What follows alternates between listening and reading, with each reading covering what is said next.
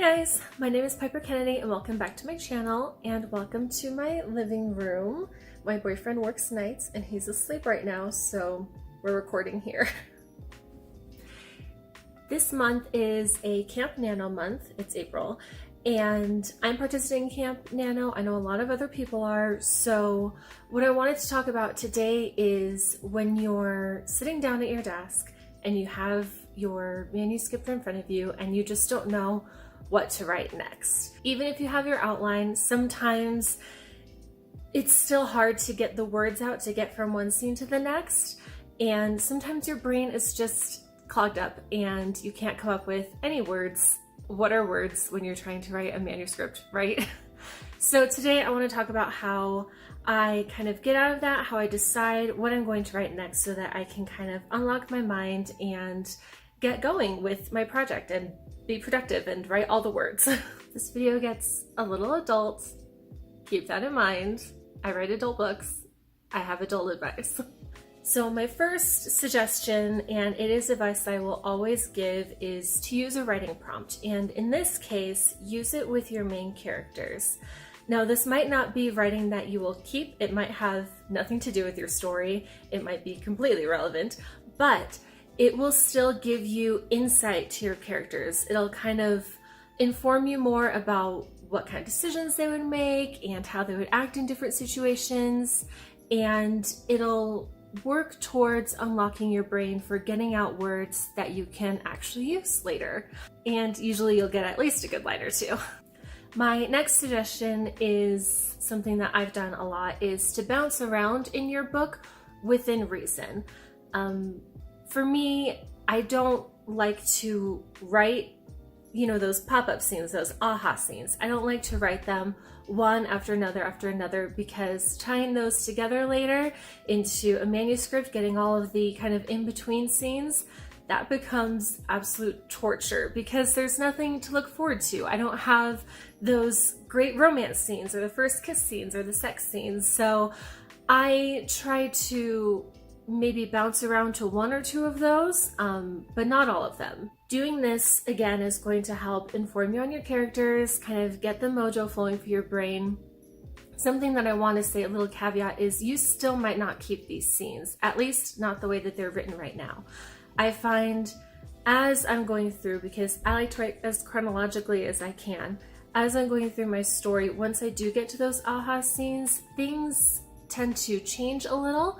My characters are not 100% as I imagine they would be, or they act in different ways, or something else has happened before this scene that I didn't consider that's now changing the dynamic between the characters. So keep in mind that even if you write this down, it still might not be something that you can copy and paste into later. You'll still have to go through it and edit it and make sure that it still kind of jives with how everybody is acting at the moment.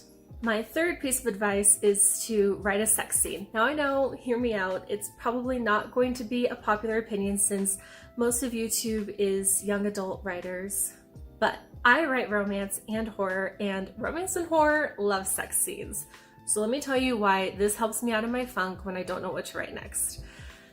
I know that it's uncomfortable and sometimes it's super awkward to just sit there and write a sex scene, but the amount that you will learn from your characters in these scenes is completely invaluable. Even if you don't keep it, even if your book is clean and sweet, you'll still get a take on their dynamic that will inform you more for different scenes, inform you for other romantic scenes that you have, and it'll change your perspective on your characters in a good way. While you're writing these scenes, and when you read it back to yourself later, there's a lot of questions that you can ask yourself that will help you get into your minds of your characters, like before they have sex, what are they doing? Are they talking about stuff? How does this lead up to it? And where are they going to do the deed? And how does that go? Are they chatty during? Are they romantic? Is it kind of awkward? And then after, do they stop and have a conversation? Do they go to sleep in the same bed, or does one of them just say thank you and leave? Like how is their dynamic throughout the whole process? Even if you don't have sex scenes in your book, it's going to help inform you for how they would act. and how they might act in different scenes. You know, having this scene, it's intimate. There's other intimate scenes you're going to have with these characters, and writing this can help inform you on, is it too much and they're gonna bail, or do they like to talk things through until they're blue in the face? It's, for me, always been super helpful, super invaluable. Even if I don't use that scene, or if I just kind of tweak it and use little bits and pieces, it's still very helpful. So for these pieces of advice, it's not always about keeping the writing and making sure that you're writing words that will further your manuscript. A lot of times when I get stuck, it's just because I don't know what to do next. And I feel like there's this huge wall in front of me saying, if you don't get the next words perfect, you're fucked and you just can't move on. So doing these advice, writing prompts, bouncing around, writing a sex scene, those just kind of get the juices flowing.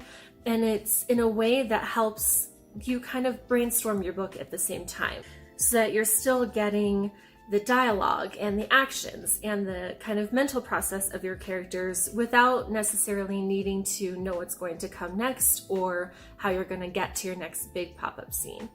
And keep in mind, we're in camp, any words that you write count. So don't be worried about using words that you're just going to throw away later and thinking that they won't count to your total, because they do.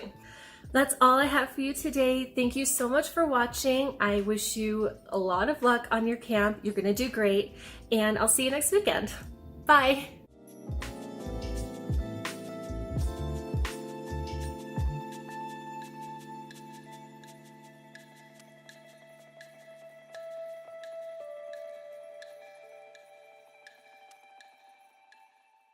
Oh, I want to look at my little buddy.